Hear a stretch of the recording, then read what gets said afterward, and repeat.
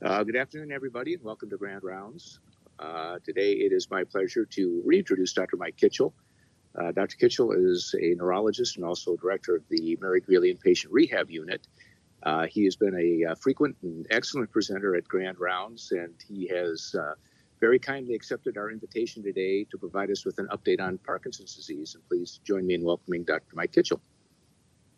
Now, before I get started, I will have an interesting question. Thank you. Do I go ahead and punch the right side here? Okay. The first question for the audience is, did Muhammad Ali have chronic traumatic encephalopathy from getting knocked out a number of times, or did Muhammad Ali actually have classical Parkinson's disease? So those who think he had chronic traumatic encephalopathy, raise your hands. And the other people who think he had Parkinson's, classical Parkinson's disease, raise your hands. You are correct. As much as we think that his disease was due to getting beaten up many times and knocked out, he actually was, in the end, felt to have classical Parkinson's disease. So, and you'll hear in my lecture today that actually Parkinson's disease is not due to traumatic brain injuries. Not that traumatic brain injuries are good for anybody, but again, Muhammad Ali did have classical Parkinson's disease. So Parkinson's is a progressive loss of dopaminergic activity in the basal ganglia and in the brainstem. And there are deposits, just like Alzheimer's disease has deposits of amyloid. Parkinson's patients have alpha-synuclein, that's a protein deposit, and they have what are called Lewy bodies. And these are usually found in the brainstem and basal ganglia areas.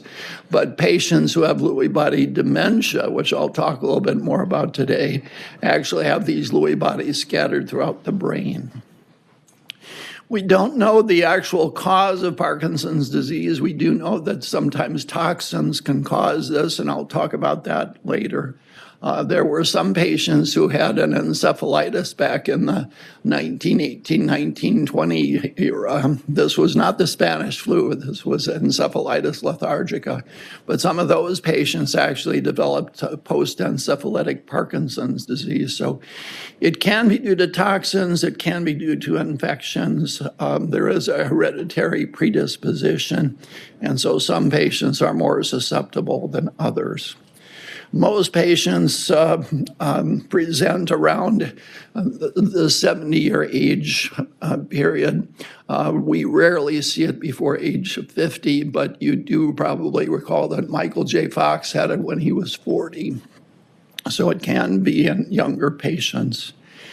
There is about a 2% lifetime risk of Parkinson's disease in as we get older. Obviously, the incidence increases. Let's see if I can go. There we are. Okay. So I think most of you know that tremor is one of the first obvious symptoms or signs of Parkinson's disease, but we usually don't make a diagnosis just on the basis of tremor. The majority of people who have Parkinson's, we make that diagnosis on the basis of slowness, that is bradykinesia. People with Parkinson's disease can have rigidity or stiffness. They have gait difficulties, and that gait difficulty is often hard to treat with medication. Some patients with Parkinson's disease start on one side, and then it can last on one side for 2 or 3 years before it becomes a bilateral presentation. So there are 3 main types of onset. One is the tremor predominant, which is usually a good prognosis. Patients with tremor who have Parkinson's disease generally have a better long-term outlook than if they present with what's called an akinetic or rigid syndrome. That is, they're stiff, they're slow, they have trouble getting up out of a chair, they have trouble moving. And then, as I said, a lot of patients with Parkinson's disease can present with a gait or a postural problem keeping their balance. And I'll talk more about some of the Parkinsonian syndromes, not necessarily Parkinson's disease, where they have a significant problem with their gait and instability. They fall very frequently. And one of the key points that I want to make today is that not everyone who has Parkinsonian signs has Parkinson's disease. There's a significant number of patients who actually have a Parkinsonian syndrome, and that's different from Parkinson's disease, and I'll explain that in a little bit. So the typical problem of patients with Parkinson's disease is their gait is short-stepped and shuffling. They have trouble getting out of a chair or bed. It's hard for them to change their center of balance to get up out of a chair. They sometimes try to get up straight instead of leaning forward and then getting up. And so those automatic movements of keeping your balance are hard for Parkinson's patients to do. They often have slowness when they get dressed. They do need some help sometimes with buttoning buttons, tying shoelaces. Their handwriting can be smaller. It can be scribbly. Sometimes it starts out fairly large and then gets smaller as they go along. Their voice can be softer or hoarse. They don't have the ability to project their voice. They are often told by their spouse, "Speak up, I can't hear you." And so sometimes they actually speak rather swiftly. They have a hypokinetic dysarthria. And so they may actually be mumbling pretty quickly, but you can't really understand them because they can't articulate and they can't project their voice very well. And then some patients who have difficulty swallowing also have some drooling. Drooling is definitely a symptom of Parkinson's disease. And the swallowing difficulty is not that things get stuck in their throat, it's just that it may go down the wrong way. So it could easily be liquids more than solids that they have trouble swallowing. Some patients with Parkinson's disease complain of a lot of muscle aches. They have fatigue. A lot of patients with Parkinson's disease are sleepy during the day, and they may or may not be sleepy at night. Sometimes I have a lot of patients with the difficulty with their sleep. They will sleep during the day easily, but then when they're trying to sleep at night, they just can't get to sleep or they can't stay asleep. So a sleep disorder is sometimes a problem. About a third of the patients with Parkinson's disease have some depression or mood changes, and some people with Parkinson's disease complain that their thinking is a little slower. It takes some time to process. About 1/3 to 50% of patients, though, eventually become demented with Parkinson's disease. It's more likely in the older patient, but there are some patients who present with Lewy body disease and they're demented, but they have some mild Parkinsonian signs and symptoms too. I'll talk a little bit more about Lewy body disease later. Constipation is a common problem, and some other problems with their autonomic nervous system, like orthostatic hypotension, some bladder difficulties. Those are very common to people with constipation or with bladder difficulties. So they may have trouble with some incontinence or urgency. Patients with Parkinson's disease often complain of some lightheadedness or just a vague sort of dizziness, and you may notice that their gait is abnormal, and that's how they describe their dizziness. It's actually more of a balance problem than an actual vertigo. They have equilibrium difficulties.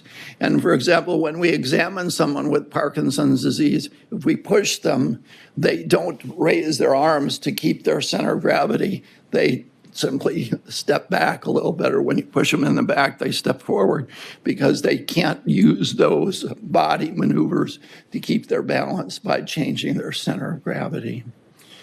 Now, REM behavioral disturbance is something that is often preceding the diagnosis of Parkinson's disease or Lewy body disease.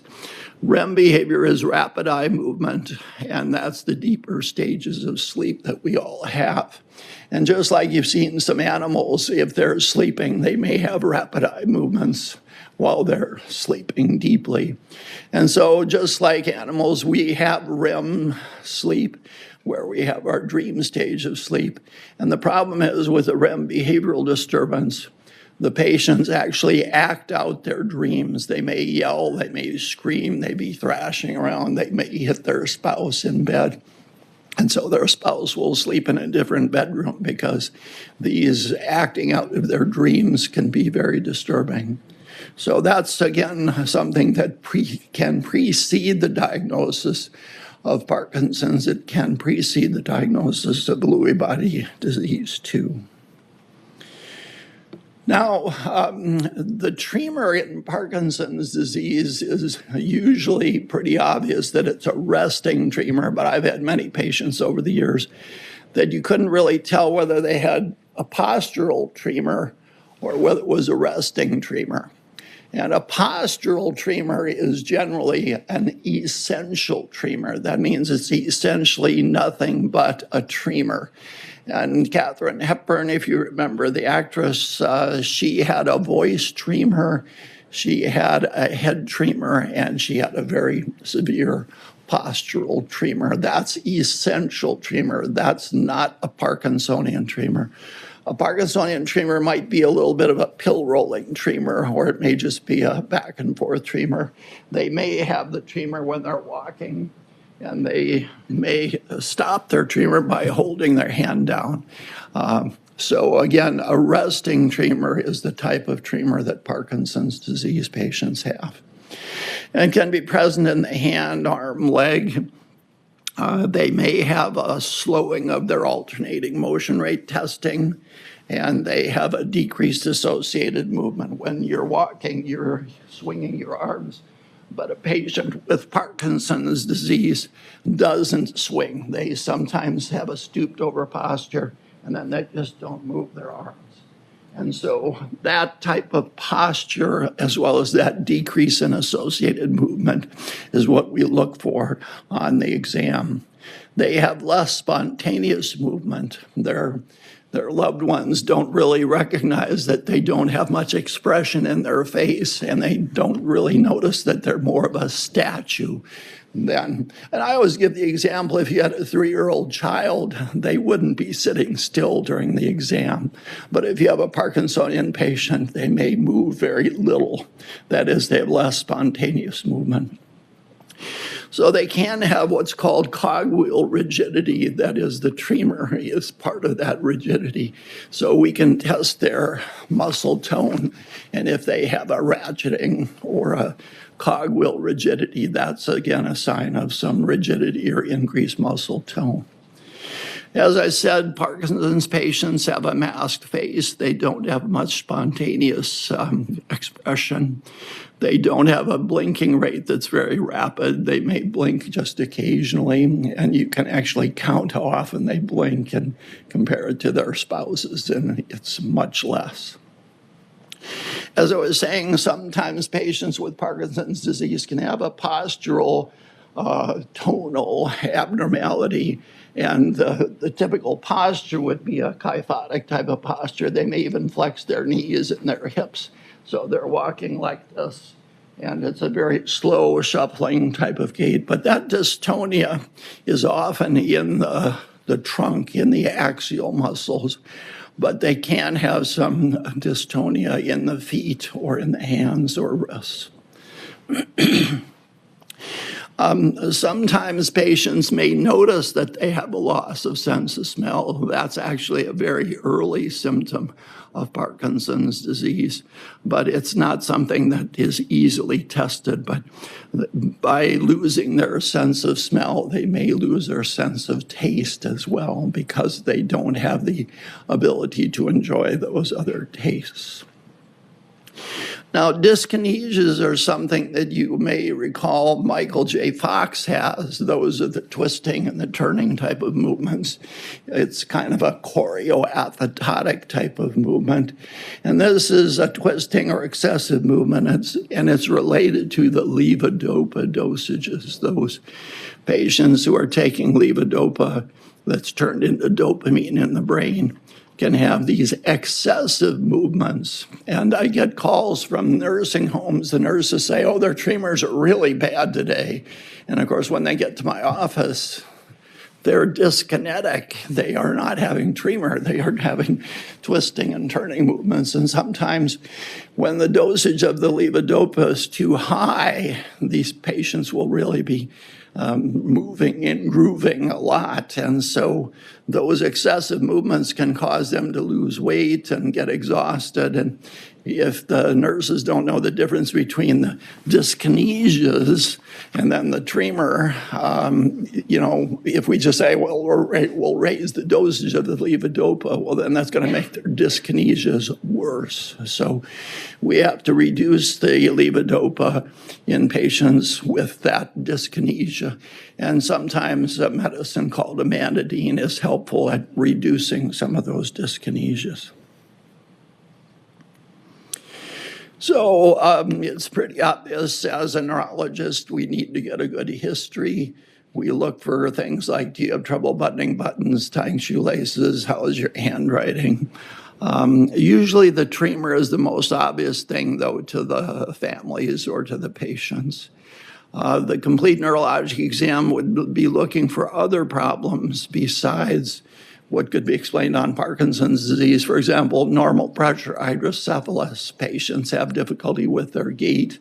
They can't pick up their feet and move very easily. And they also have incontinence and a dementia. So that would maybe clue a neurologist into, okay, we need to do a scan in this case. To be real honest, though, most of the patients that I see, I don't do a scan because if they have Parkinson's disease, they're going to respond to the levodopa, and you don't need to do an MRI or a CAT scan to make a diagnosis of a patient with Parkinson's. And as I said, the brain scan is usually normal. There is a dopamine activity scan. We have the availability of a scanner in Des Moines, and that does tell us if there's a lack of dopamine in the brain. So that is very helpful at determining whether it's an essential tremor or a Parkinsonian tremor. And believe me, I've gotten fooled many times over the years with people who came in with a tremor, and I thought, well, this has got to be essential tremor because it's mostly when their hands are outstretched. And it wasn't so obvious that it was a resting tremor until a couple of years down the road. But anyway, a dopamine activity scan can tell us whether there's a lack of dopamine or not. And so it's mostly helpful in determining whether it's Parkinson's or an essential tremor. So I've been talking about essential tremor, and as I said, that's what Katharine Hepburn had, and she had a very obvious voice tremor. Most people with Parkinson's have a low or monotone voice or a whispery voice, not a shaky voice or voice tremor. And those patients who have essential tremor generally don't have any other major neurologic abnormalities. Occasionally, some people late in life have a little bit of gait trouble, but Katharine Hepburn was 93, and the average person who's in that age group does have some gait difficulty too. So again, essential tremor is essentially that. It's if you have a tremor and bradykinesia, it's a Parkinson's type of problem. Now, I think most of you know that antipsychotic drugs, Haldol is the worst of them. The best of them is probably quetiapine, but even quetiapine can cause some dopamine blockade. And so We see a lot of psychiatric patients who are on these many different types of antipsychotic drugs that are all dopamine blockers, and their Parkinsonian signs and symptoms can make it look like they have Parkinson's disease. They have the tremor, they have the rigidity, they have the gait difficulties, and so on. Now, one of the more common Parkinsonian syndromes that's in the differential diagnosis is called progressive supranuclear palsy. And there are many patients with PSP who actually present just like a Parkinsonian patient. They're bradykinetic, they have some gait difficulties. But the two features that make it more obvious that it's a progressive supranuclear palsy are, number one, there's an extraocular muscle involvement. Their eye movements are very slow. So if I tell them to watch my finger and I move my finger up, they don't move their eyes, they move their head. So their eyes would stay the same and their head would go up looking at my finger. And so their eye movements are slower than their head movements are because it's an actual reflex. That is, the palsy is a supranuclear palsy. The other thing that PSP patients have is a very severe gait disturbance. If I hear that somebody's fallen down the stairs a few times and they have these abnormal eye movements, it's almost a certainty that this is progressive supranuclear palsy.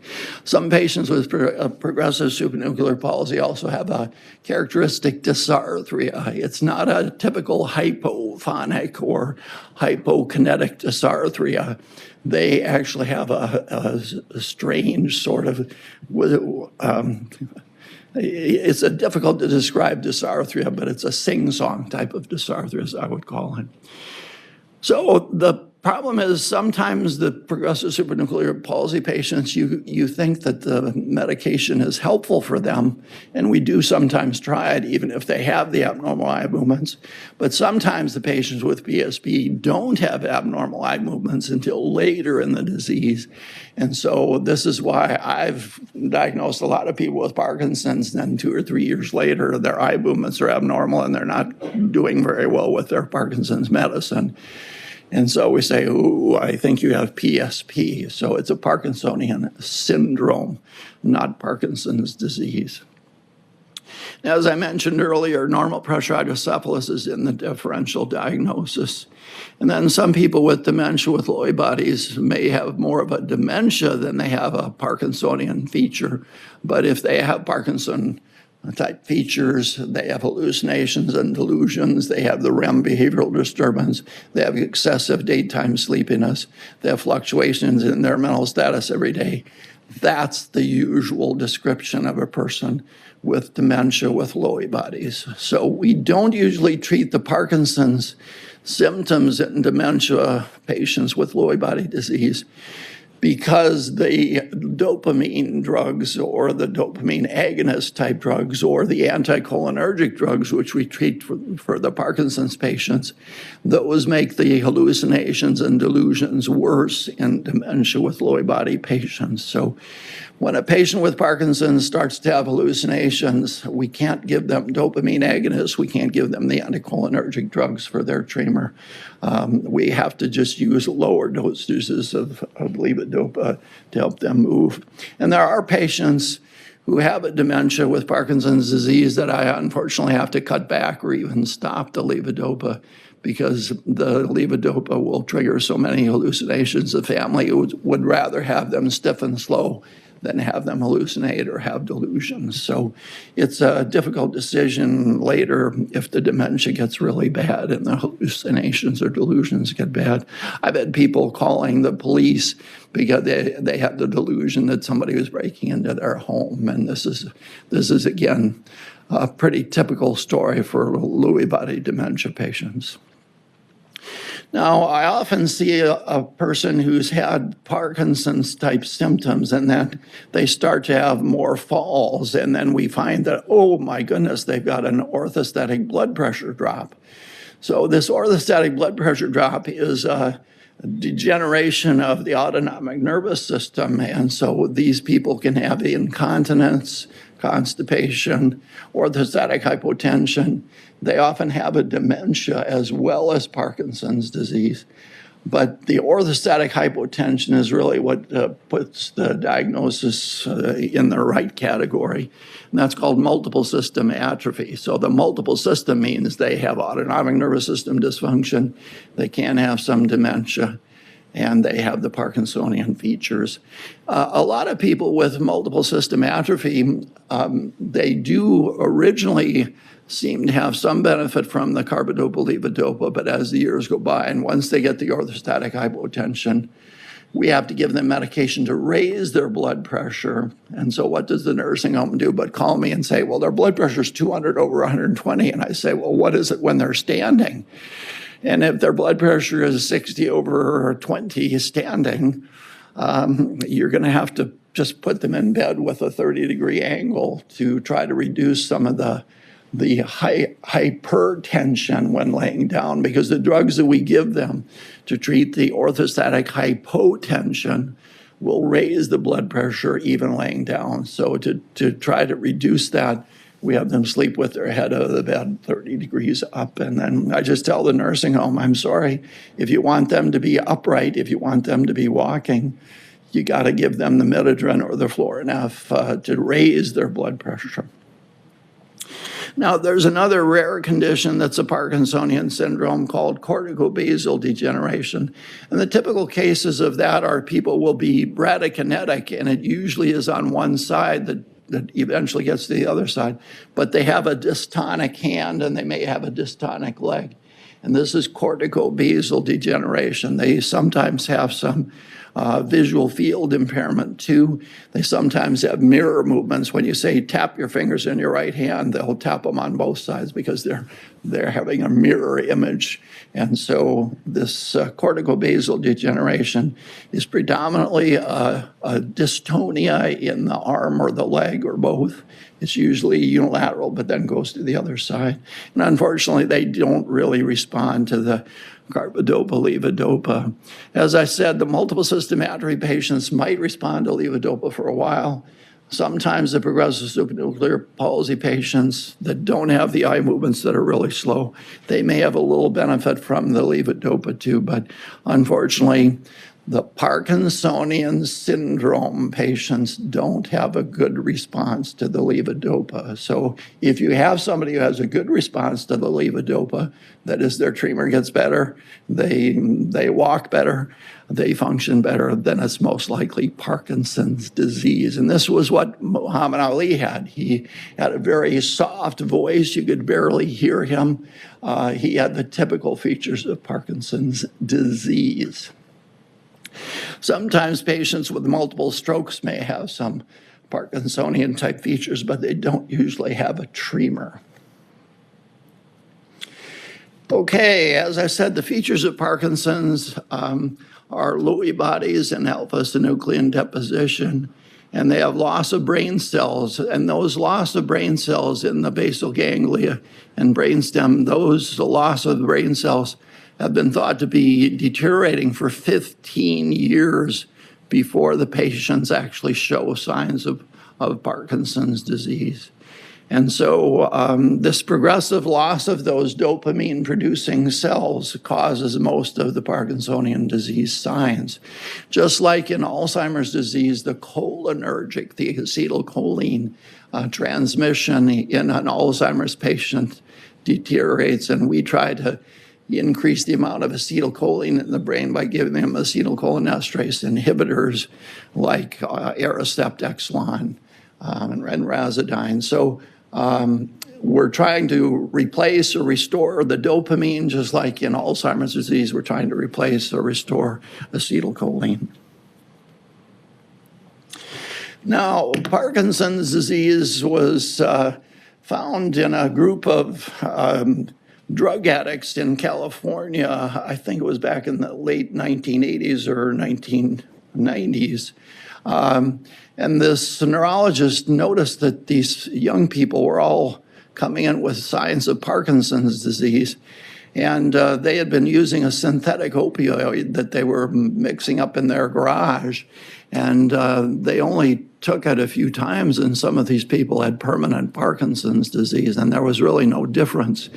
So researchers are now using this MPTP to cause Parkinson's disease in animals, and that's where we hope we can find some way to prevent or delay the onset or the progression of the Parkinson's patients. Agent Orange, rotenone, those are other chemicals that can cause Parkinson's disease. Rotenone is one of those organic pesticides derived from roots of plants. They use it for fish kills. They've used it at Ada Hayden Park here in Ames to kill the fish in those ponds. And so it reportedly is destroyed by sunlight hitting the chemical. But again, it's a commonly used fish killer. They've killed a lot of fish with rotenone, but it also causes Parkinson's disease. Manganese in welders, when they do their lead soldering, there's sometimes manganese, not magnesium, manganese in that, and sometimes the fumes from those welders that got into the welder's system, the manganese can actually cause Parkinson's disease as well. And then, as I said, there were a number of patients around 1918, 1920, not the Spanish flu, but encephalitis lethargica.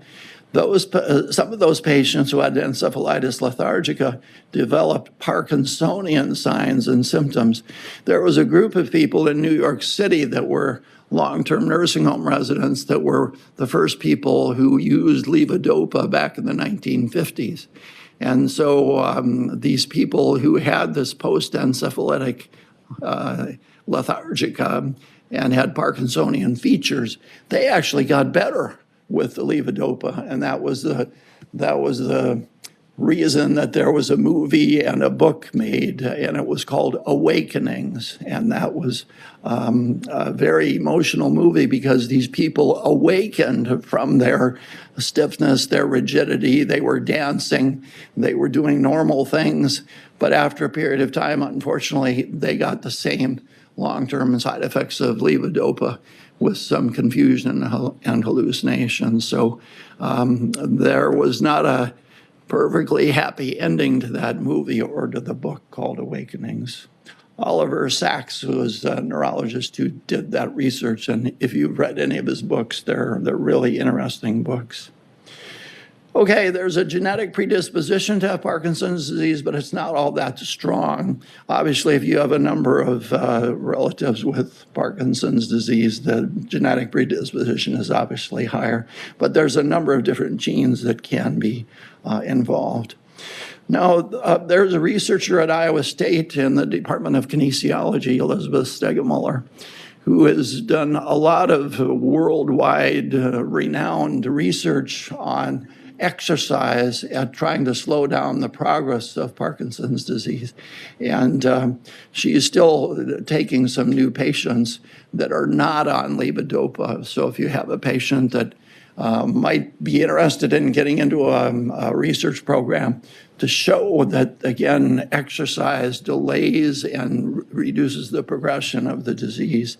We don't have a drug that does that, so I write a prescription for people to get exercise to slow down their Parkinson's disease. We don't use Artane or Cogentin very much. The psychiatrists love these two drugs to treat the tremor in their patients that are having Parkinsonian tremor because of their antipsychotic drugs. But unfortunately, Artane and Cogentin are anticholinergic drugs, and so they make the patient more forgetful and they don't function very well. So I spent a lot of time trying to sort out these Parkinsonian symptoms in these manic depressive patients or these other psychiatrically ill patients that are being treated with a lot of antipsychotic drugs. And it's always hard to judge, well, do they really need those antipsychotic drugs?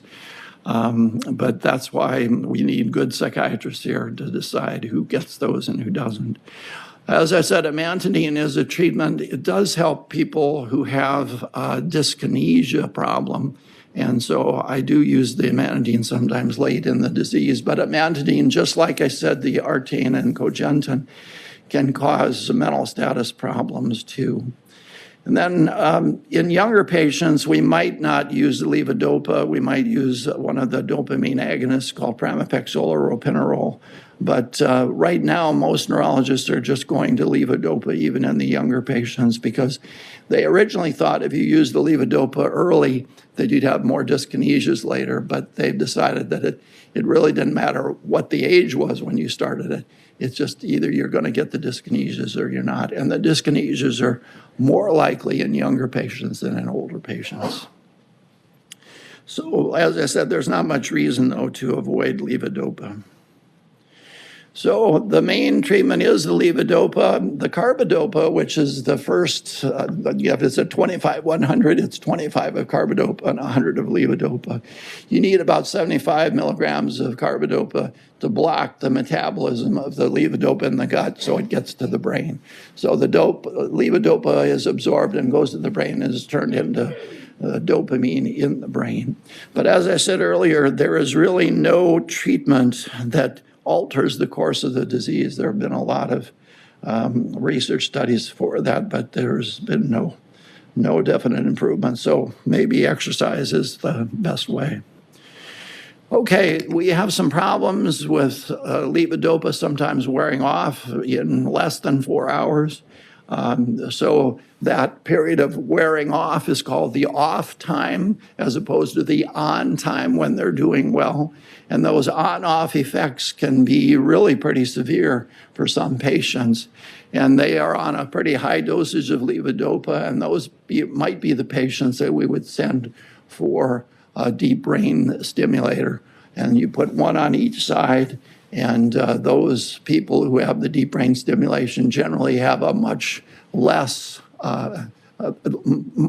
many milligrams less of the levodopa that they need to use to do better. I just had a patient up on rehab, though, recently who had a complication with a hemorrhage with the deep brain stimulation, but it's only about a 1% chance that they have a complication of that deep brain stimulation.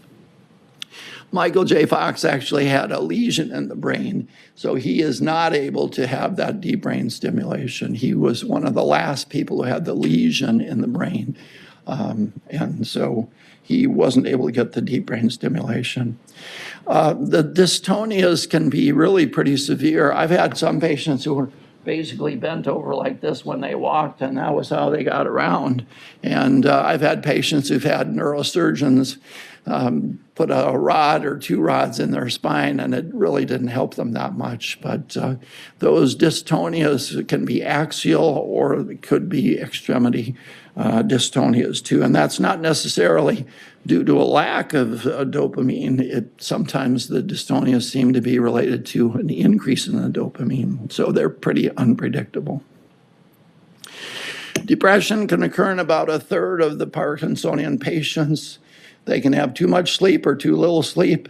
They can have some musculoskeletal symptoms and bladder problems, constipation. I always tell them you can't ever eat too much fiber, so please just go with the natural laxatives. Drooling, I don't usually give a medication to dry their mouth. A lot of people find it more uncomfortable to have a dry mouth than be drooling.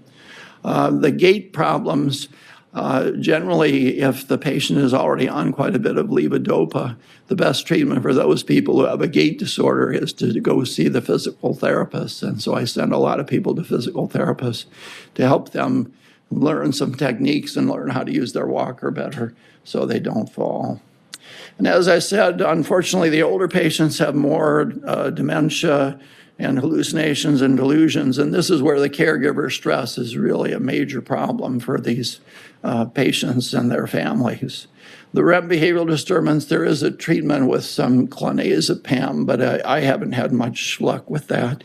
And then, of course, people who use the clonazepam, they tend to get used to it, and so it's hard to get them down on that. And I'm just going to briefly talk about some of these other medications for complications. We do use Comtan or Staliva, which has Comtan in it. It helps to prolong the amount of benefit from the carbidopa levodopa. Azlect and Zelapar do help a little early in the disease. And then we do use time-release Sinemet, but we usually use that at night. The reason we don't use the time-release Sinemet during the day, that's the carbidopa levodopa, it's called Sinemet. The reason we don't use that time-release during the day is that it's more susceptible to dietary interference. Protein in your diet can delay the absorption of the levodopa. So it's a little more unpredictable. There's a drug called Rytary, which has time release and regular release carbidopa in it. But again, it's complicated and it's hard to get some consistency. As I said, deep brain stimulation is good for younger patients and not demented patients. It's for people who have a high amount of carbidopa levodopa. And then, as I said, I send people to speech therapists for their dysarthria and their dysphagia. Occupational therapy can help with their activities of daily living, and physical therapy can help with their gait.